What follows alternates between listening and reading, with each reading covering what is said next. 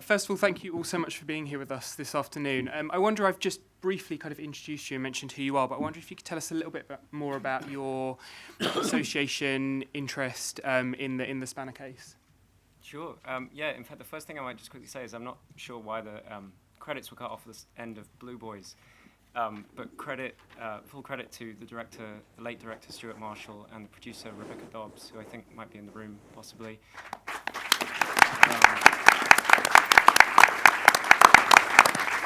And everyone at Maya Vision who allowed us to play the film. So I made the first film, Lasting Marks, and I'd known about the case for a long time, I think for about 10 years, almost certainly by reading about it on Wikipedia. And it was only when I tried to kind of go beyond the Wikipedia, which presented a very limited, quite distorted view of the case, that I realized how difficult it was to find out anything really about the context or the particulars of the case. I wish I could have seen Blue Boys at the time, because it fills all of that in so beautifully. And so the film grew out of my attempt to kind of get a better, deeper understanding of the case and its context and impact, and hence that aesthetic approach of presenting the kind of wall of documents, which I felt like was my blockage at getting a kind of truer, deeper understanding of the case filled in by Roland, who narrates it. So I'm an investigative journalist by background. I'd worked for Capital Gay, for the Pink Paper, Gay Times, and others. And in fact, I'd appeared in Stuart's previous film. I had a little cameo, a fantastic film called Over Our Dead Bodies, which looked at HIV activism in both the US and the UK. And Stuart and I had become friends during that process, and he was interested in looking at this question of the policing of gay men and policing of pornography. And so we pitched Blue Boys to the fantastic Caroline Spry, the commissioning editor for Out at Channel 4, which is such an important show in the late 80s and early 90s. And we did that through Rebecca at Maya Vision. Again, a fantastic figure in terms of LGBT filmmaking in the early 90s. And Stuart has a little cameo, actually, right at the end there, the voiceover of the police officer. That's actually Stuart's voice at the end there. For those who don't know, sadly, he died of AIDS several years after this film. So it was a bit of a shock for me to watch it back. Actually, I haven't seen that since '92. So, and apologies for my fashion crimes. I really don't know what that was about. But what we really tried to do was unpack it and understand the context that prosecution came from, and just how politicized the police were at that time. And Kellen and I were just chatting briefly beforehand, and just to remind ourselves, in 91, 92, when we were making Blue Boys, none of the law reforms, none of the equality measures that we have seen since were in place. You know, the age of consent was still 21 for gay men. All of the anti-gay laws were still on the statute books, including Section 28. You know, and the behaviour of the Obscene Publication Squad at that time was reflective of police and cultural attitudes towards our community. So it's kind of a shock to go back and have to look at that space again from this perspective. Hi, I'm Kellen Farshi. My pronoun is they, just so you know. I think it's also important to say that it was actually Colin Lusky is bisexual, and not so it was actually gay men and a bisexual man, and I think that sometimes gets elided from the histories, and it's really important to remind ourselves that this isn't just about gay men. I got involved because I had come out as a sadomasochist in Leeds in 1987, which was probably one of the worst places to ever come out as a sadomasochist, because Leeds at the time was the home of lesbian separatist feminism, and I was ostracised and beaten up for being a sadomasochist, and I was only 21. And there was no internet, and there was no information. And if you were living outside London at the time, there was nothing. And the only thing that there was coming to power by the Samoa Society, which Gays the Word sold, but no other bookshop sold because because Sadomasochism was seen as fascism. And I came to London in '89. I was a spokesman for ACT UP. I was involved in Citizens Perpetual Indulgence. I was involved with Outrage. I was involved in a lot of other things. And I became aware of the Spanner case because I was coming out as a sadomasochist in London. And people were very, very frightened about the law. People were very concerned about what was happening. And as you saw, Judge Ramp said that it is the role of the courts in a civilized society to make a decision about what is acceptable and what is not. And I knew intuitively that that was not true, that that was not the role of the courts to make moral decisions about our lives. And I went to a conference at the ICA, which was more of an arts conference, looking at the ways in which the Spanner case might reflect on the arts community. And afterwards, I was talking to a group of people, some of whom I knew, and I said to people, well, we should have a march. We should have some sort of march because the appeal court was coming up on the 1st of December 1992. So we should have some sort of march as a protest, because up until now, the response of the SM community had been incredibly passive, and basically people were hiding in fear. And not just gay men, the heterosexual scene, because what's also not in there is that Genesis Peorage, who was caught up in the whole Satanic Witch Trials case, they'd raided his house and they'd found some videos of him having S&M sex with his partners, and he was on tour, and the police raided his home, and they basically made it very clear that if he came back to Britain, they would take his children off him. So he then decided to live in exile in San Francisco, and he's lived there ever since. So whilst the thrust of the media was very much that this is about a gay sex event, the implications and the reality was that heterosexual people with children who were actively involved were very, very frightened that their children would be taken off them. And that became a very relevant part to the Spanner campaign, because people realised that actually they were imprisoning gay men and they were taking the children off straight people. They were attacking that way. So in '92, I said, OK, we have to do something. So Michael Mason, who ran Capital Gay, was a supporter, and he gave me a full-page advert in Capital Gay, and I organised a public meeting with the idea of having the world's first SM rights campaign, where we would demand equal rights under the citizen claim that people of colour, that women and that gay people had argued that we are all equal citizens before the law, and therefore we deserve rights as part of the Civil Compact of 1662. And that's what I claimed. And so we had a public meeting, and we thought maybe 20 people would came, and 150 people came, and they were standing in the corridor. And I can talk more about the rest of it in a minute. So I'm Alex Dimmock. I'm a lecturer in criminology and law at Royal Holloway. My interest in this case, well, partly comes from background in activist work with an organisation called Backlash, which kind of came out of the Spanner campaign and so on, which Mars will talk much more about, I'm sure. And it led me to do research really on sadomasochism in the law and pornography in the law.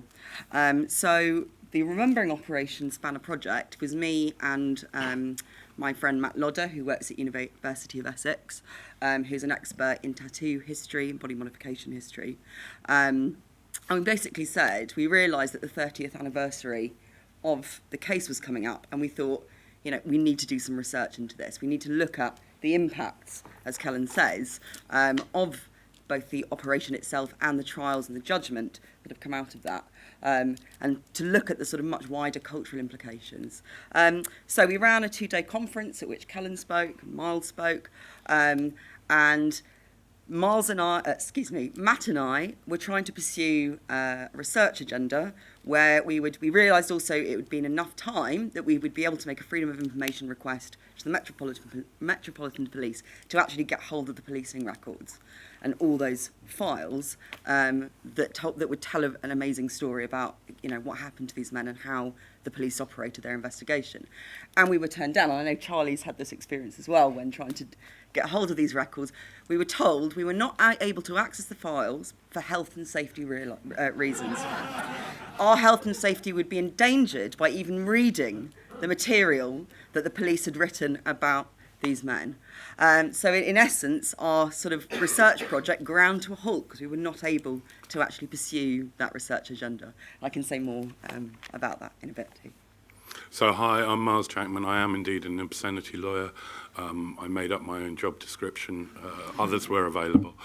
But I first came across the case of Spanner as Aaron Brown as a law student in my first year at university, reading the House of Lords judgment as it was then. And I remember being incredibly offended by the Templeman dicta of Lord Judge Templeman, that cruelty is uncivilized in the context of sexual relationships. And so when I joined Backlash, we were campaigning against the extreme porn legislation, and we've had trials around these areas, but Brown very unfortunately remains dominant in this area. So I have some good news for you and some bad news for you. And very succinctly, the good news is that the Obscene Publications Act guidelines by the CPS have gone up. In January, what had been previously prohibited, which included things like fisting and water sports, so activities that are legal to perform but were illegal to represent by a camera, are now legal, or at least kind of sort of maybe, in that you might not be being prosecuted for them. So in other words, there has been an enormous change towards developing consent culture. So the new CPS guidelines talk about kind of nuanced, informed consent by participants, but Brown is referenced specifically in terms of SM activities, and therefore it is still illegal to perform SM-type activities consensually or obviously otherwise, to that level. And also the case that you may be familiar with of the body modifier Dr. Evil, which is also hamstrung by the Brown decision. It went to trial, it then went to the Court of Appeal. I understand, and I'm very disappointed to hear that the Supreme Court refused to grant it leave for it to be decided whether body modification could be consented to in that form, and therefore Brown is still effective as, we call it, good law. I have a few questions really just for everyone, so please jump in where you see fit. But I was wondering about, it's been 26 years between the two films. I was wondering if we could talk about how perceptions of the Spanner case have changed over that time and what misinformation around the case kind of continues to persist. I think one of the things that is really interesting between the two is that we could never have predicted the internet.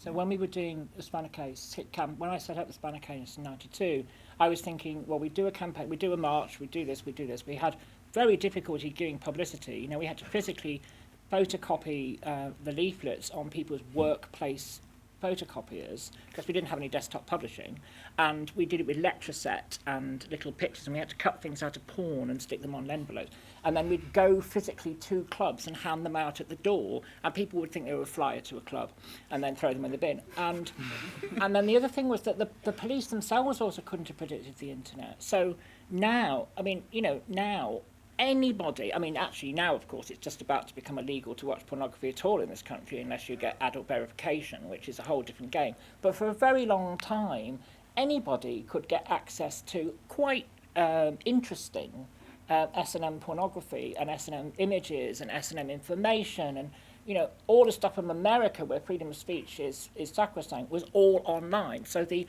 availability of knowledge about how you do S&M, about safe words, about different practices, was all out there and available, which in 1987, 1890, 1992, even by the time of the European Court decision in 97, the police organisation and Mary Whitehouse's organisation, they were working on a very closed and controlled world in which the police really decided what was acceptable and what could be permitted. And once the internet burst out, particularly the World Wide Web burst out, governments didn't have any control anymore. And I think that made a massive difference. But it also sadly meant that because there was a massive flowering of access, it meant a lot of people just don't know that a lot of S&M sex is still illegal because they never heard of Spanner. So on one hand, complete change, and on the other hand, no change at all. What about other people? Well, the Obscene Publication Squad no longer exists, as far as I'm aware, because after the Michael Peacock's Obscenity trial, it was effectively shut down as part of the austerity closures, and all of the members of the squad were moved elsewhere. So it hasn't done too well itself, because there's a lot of material, as Kellen says, to be age verified. So there's work out there for them. Yeah, in fact, I was going to ask you, Miles, whether because following it along in the news recently, it felt like these two decisions came quite hot on the heels of one another, where as the age verification system approached, which for anyone who doesn't know is the system where all pornography available online from the UK will have to implement some sort of age verification procedure beyond just the drop-down box where you say you were born in 1800 or whatever, but actually like scanning in your passport or a credit card, or in one of the options is going to a newsagent and buying a pass that will allow you to access porn on the internet. And it felt like, I wonder if I'm being conspiratorial, or is it no coincidence that right as that is about to come in, suddenly all these acts, which I think most people thought were already legal to present in pornography, but were not, are now becoming legal to perform. Arguably, the two have coincided. So, age verification is coming in April, theoretically. We put it off for a year so that they can get the privacy and security things slightly improved. But the OPA guidelines had to be extended upwards so that, for example, fisting and water sports could be acceptable. Because the global nature of the internet in America, if fisting and water sports are accepted, then people in the UK will just go around the age verification tools, so using Tor, proxies, VPN, etc., to simply obviate it. So they had to raise the British ceiling for obscenity so that there was something of a global equality. Otherwise, all of the American companies would just be suddenly gravitated towards. Something that's related to that, I think, also the way I think it's interesting it comes out in your film, and also relevant to this, is the way in which pornography is sort of operates as a kind of a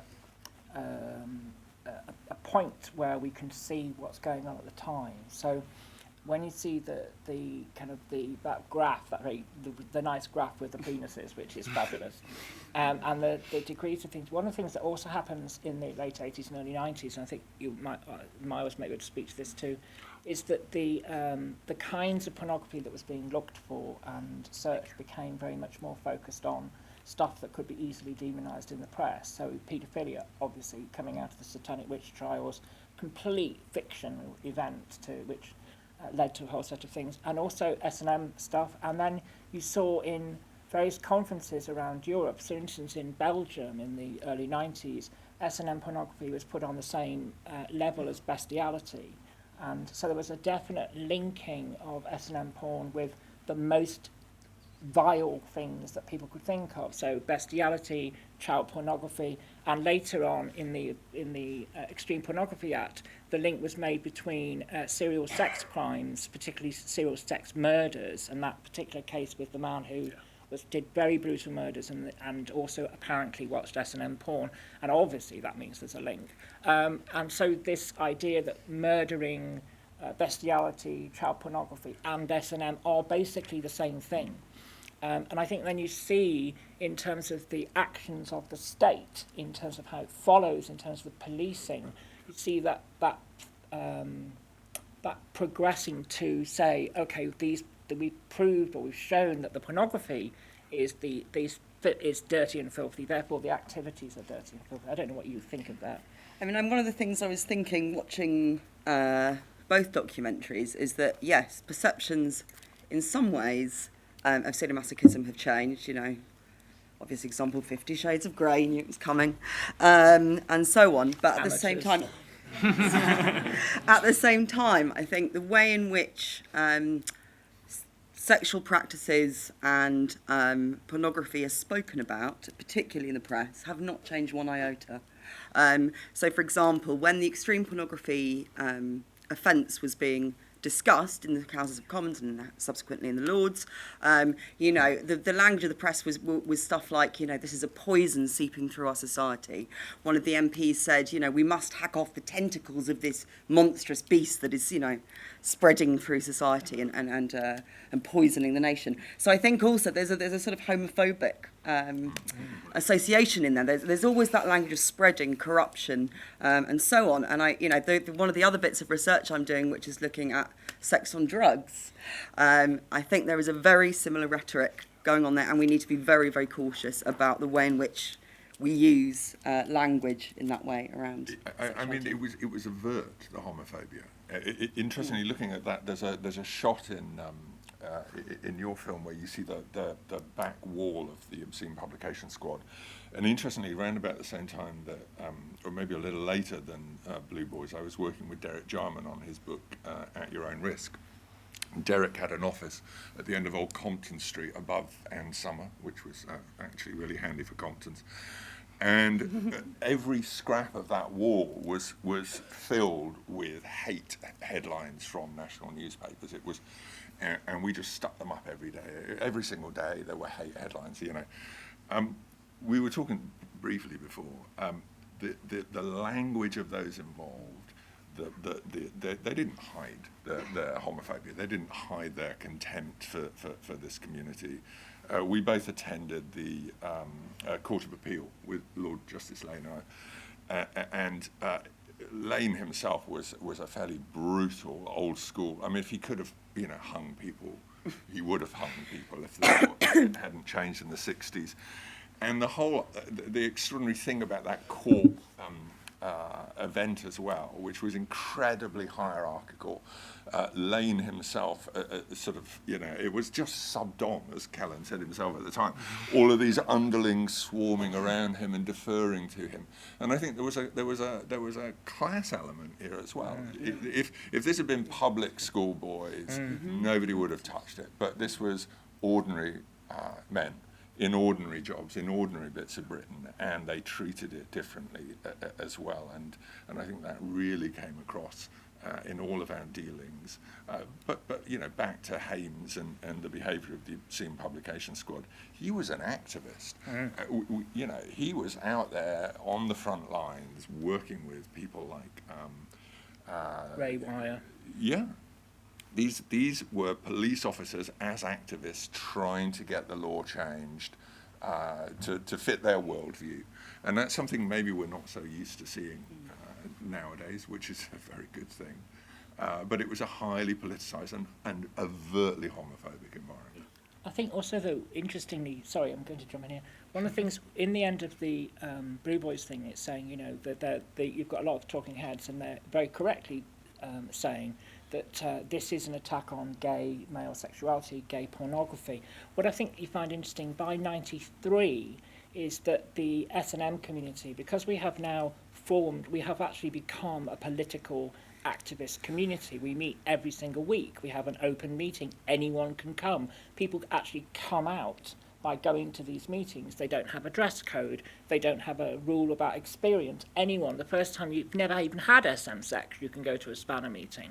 And all kinds of organisations evolve from that. And what we see then is that we become a lightning board for what becomes a wholesale attack on the S&M community in Britain, and particularly in London. So every single S&M club, heterosexual or gay, gets raided in the 1993 and 94. Gay and S&M porn gets impounded.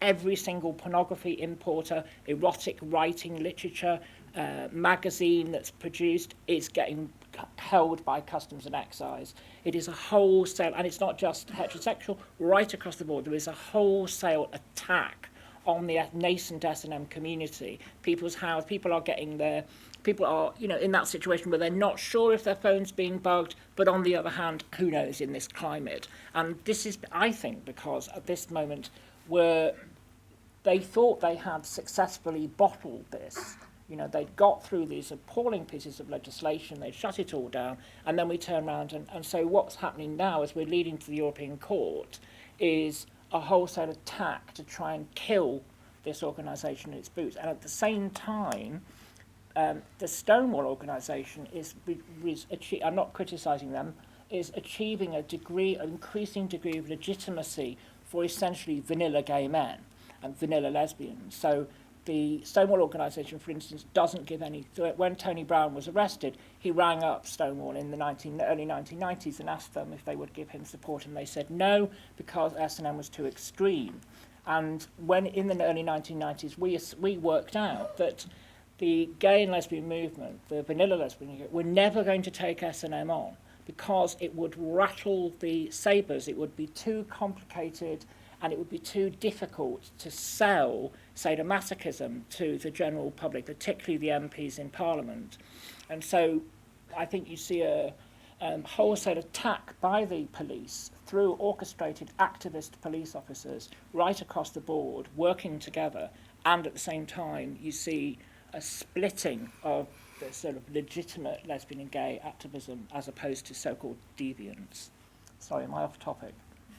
Picking up on what you were saying about what a few people have mentioned about activist policing as well, it's funny that you mentioned the wall with the clippings on it in the offices, because that is a photograph that comes from Michael Hames's book that he wrote after he left the police. And it's in the kind of glossy section in the middle, like obviously point of pride.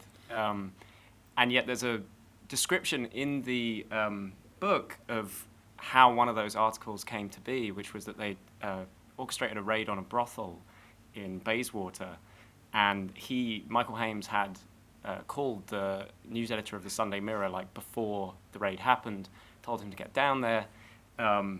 This guy came and he like surveyed the results of this raid and basically said, there's not really a story here, this is just like any old brothel raid with probably not, small piece on bottom of page 7. And Michael Hames describes how he said to this guy, he sort of took this guy aside and said to him, you know where we are, right? Bayswater, this is sort of like, the centre of diplomacy in London, and, there's all these local, government buildings and important people living around here, and also it's just down the road from the Russian embassy. And he basically cooked up with this reporter in real time a story about this potentially being like a KGB spy operation, and that the brothel might be entrapping people for these purposes. And lo and behold, the next day on the front of the Sunday Mirror was this story that is pictured on that like wall of fame that says, cops raid KGB spy operation brothel. And he quite openly says in the book it was all rubbish and that he made it up. But it's interesting how it's framed, how so much of what they did at the time is framed, even when it was outwardly deceptive, as being kind of for some greater good, that this was activism, that by kind of shoring up their own position and the public support for their work on obscenity, that, this was achieving some greater good. I think they did feel... I mean, I met Hames and Wire. Wire was the child sex criminologist who I debated on a couple of occasions. He was a very, very disturbed and, I would say, quite an unpleasant individual who once asked me in a live interview how did I feel about being a child sex abuse survivor, and I said, what on earth do you mean? He said, well, you had sex at the age of 16 and that was illegal at the time, so clearly you were a victim of child sex predation, which was his attitude, obviously. And I think he and Hames and others, I think now looking back it seems very conspiratorial, it feels very conspiracy theories, but actually at the time there really was. And you saw from those posters, Hames was speaking on the same platform as Mary Whitehouse. They were speaking with Ray Wire. Ray Wire was talking to the Home Office. There was collusion. This case, the whole Spanner case, created new law by using conspiracy charges, as you say, to get it into a court where they could then create legal precedent without having to go to Parliament, because they would never have got it through Parliament. It would have been thrown out on the first or second reading. But now we have stuck with it, and the problem now, in order to get it turned over, because it's been heard by the European Court, some S&M'er is going to have to stand up in the Houses of Commons and introduce a law to overturn it. Is that correct? That's one way Oh, around right, which is it? could work, yeah. Unless, I would defer unless to my Brown learned can- friends. It's Brexit politics. Everyone just make it up as you go along. Don't worry about it. Just one will work, one won't. But effectively that would be one route via which to, I suppose, decriminalise SM. Or it could be done through some poor SMer would have to go through the courts and take it probably right up to the Supreme Court, I think. Yeah, I would have thought Europe as well. Yeah, I think you're probably right. Given the Privacy. Supreme Court effectively having said that they weren't interested in taking True. Dr. Evil's case, I think we're talking about the International Court or the Human Rights Court. But having said that, so I haven't worked with Backlash for quite a while, but I mean, when the extreme pornography offence was introduced, we realised we'd lost, essentially.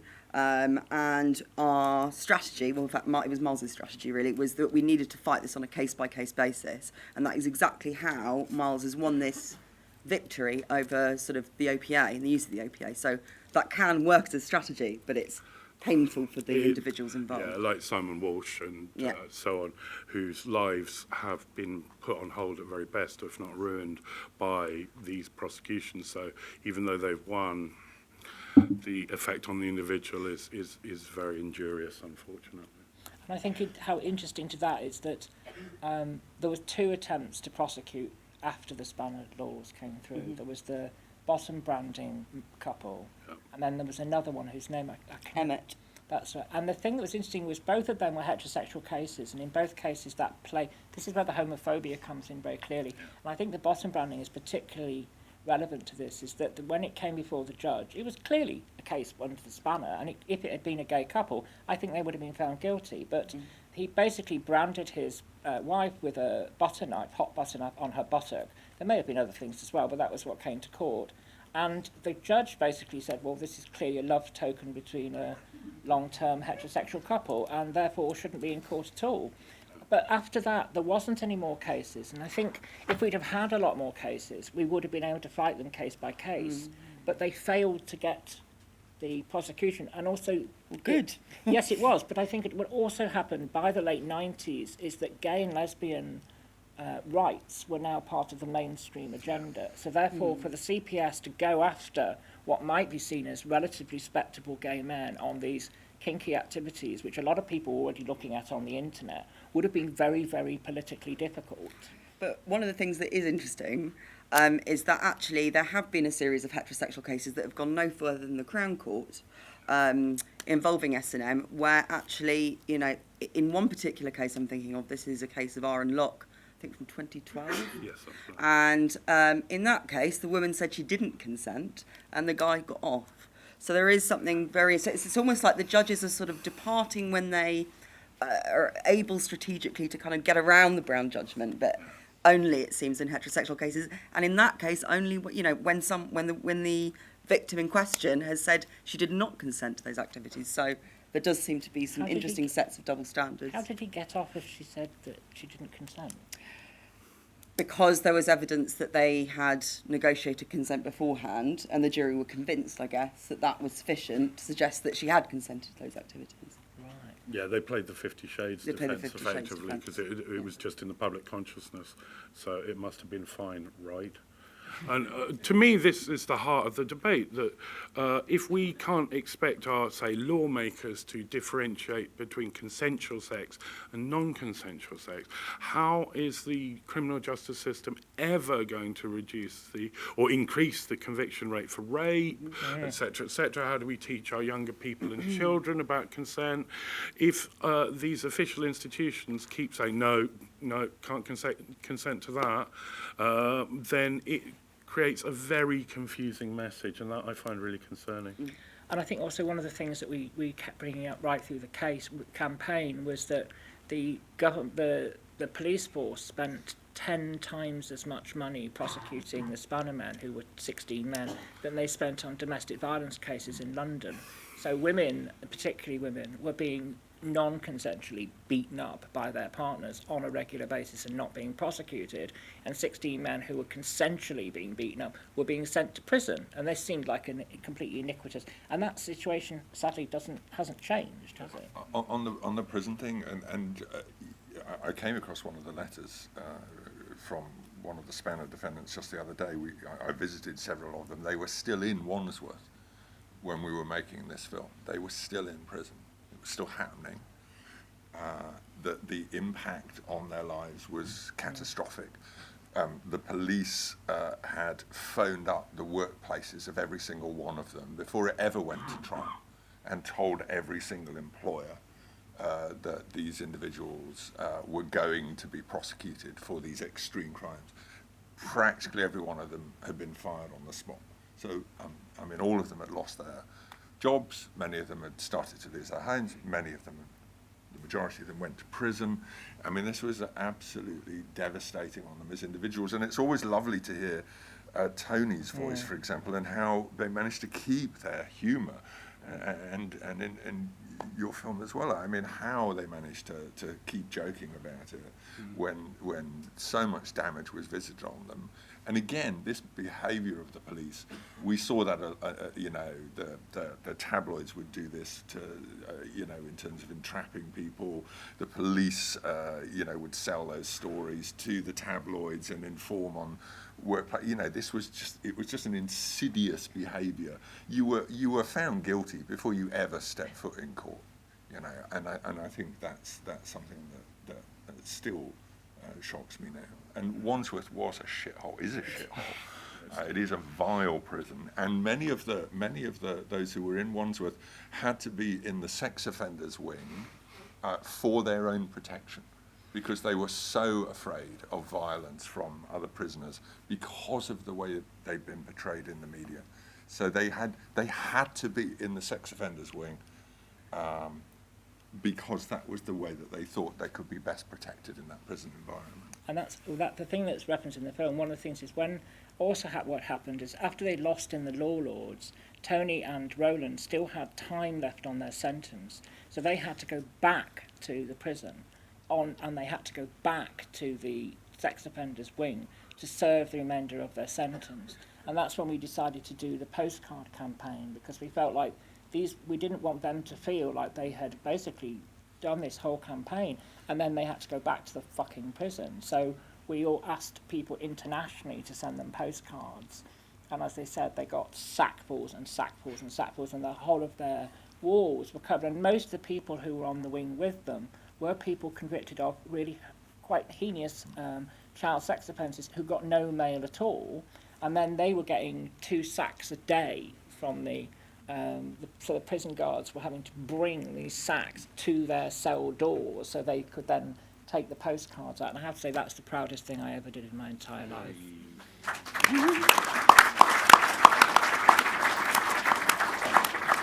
We're almost out of time, but just before we kind of end the conversation, I wanted to ask if there was any kind of other thoughts or other points that you wanted to make before we did wrap things up.